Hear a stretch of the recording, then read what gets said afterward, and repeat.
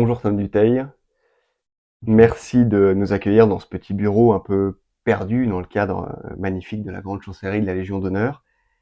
Ce soir, on va développer ensemble un concept un peu nouveau, puisqu'en fait, vous nous invitez à découvrir plus en détail certaines des pièces les plus emblématiques du musée. L'idée, c'est de sélectionner ces pièces ou de les faire sélectionner par les gens qui, par la suite, regarderont ces vidéos sur Instagram, sur YouTube. Bien sûr. Et de rentrer dans le détail, en fait, dans l'intimité de ces pièces, mais également de leur récipiendaire. Alors, vous offrez ce moment à la Société des Amis du Musée de la Légion d'honneur. Pourquoi?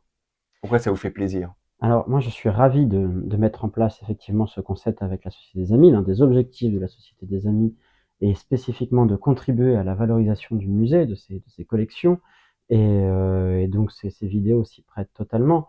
Or, par ailleurs, je suis ravi de les lancer puisque chacun de ce sujet qui paraît la phaléristique, ce mot qui paraît un peu technique, ce sujet qui paraît un peu technique est en fait un sujet passionnant puisque chaque objet, et on va le voir notamment là, est un objet d'art, mais un objet d'art qui reflète à la fois une histoire personnelle et une grande histoire. Donc c'est extrêmement riche.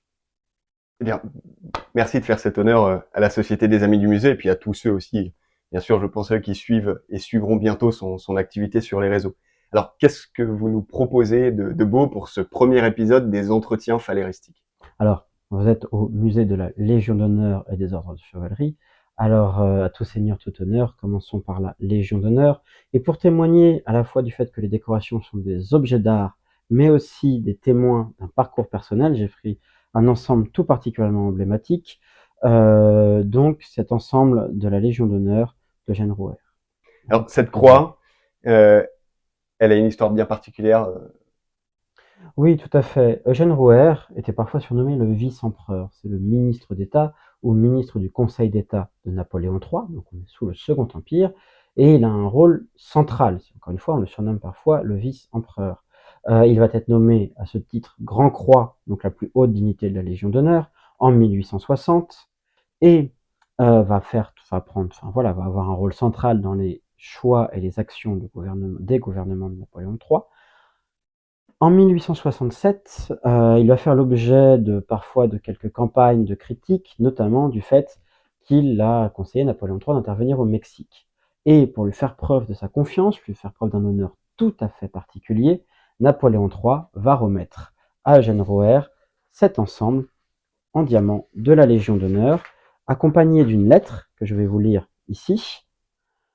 Mon cher monsieur Rouher, je vous envoie la Grand Croix de la Légion d'honneur en diamant. Les diamants n'en ajoutent rien à la haute distinction que je vous ai conférée depuis longtemps, mais je saisis ce moyen de vous donner publiquement une nouvelle preuve de ma confiance et de mon estime.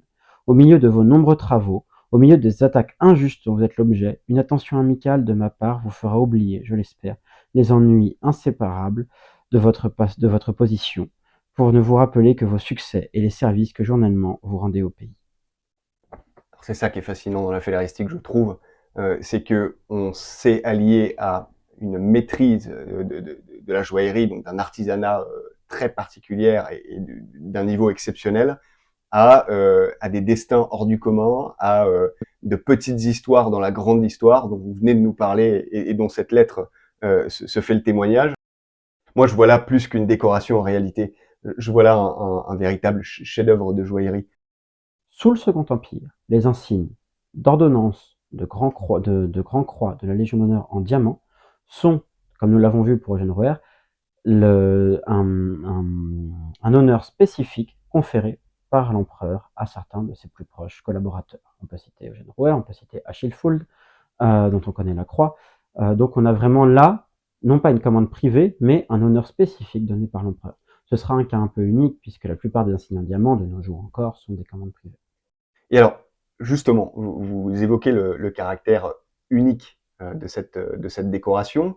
Euh, Comment ça arrive, ces décorations sous le Second Empire? Napoléon III, donc déjà il faut savoir que depuis Louis XIV, vous avez cette tradition pour les monarques de se commander des jeux d'insignes, enfin de faire passer commande de jeux d'insignes en diamant.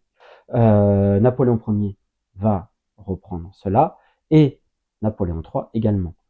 Il va se commander, notamment à l'occasion de l'exposition universelle de 1855, un jeu d'insignes en diamant exactement identique à cet insigne de la Légion d'honneur et à cette plaque de la Légion d'honneur, donc qui est les plus purs, vraiment le nec plus ultra de la fabrication joaillière de l'époque.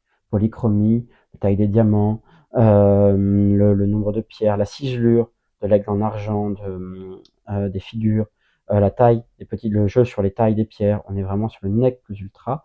Et il va aussi en dispenser à certains de ses collaborateurs. Très bien. Donc en fait, le nec plus ultra de la joaillerie du Second Empire pour le nec plus ultra des hommes politiques du Second Exactement. Empire. Et finalement, une pièce exceptionnelle que vous nous donnez la chance de découvrir ce soir. Merci beaucoup, Tom Détail. Avec plaisir.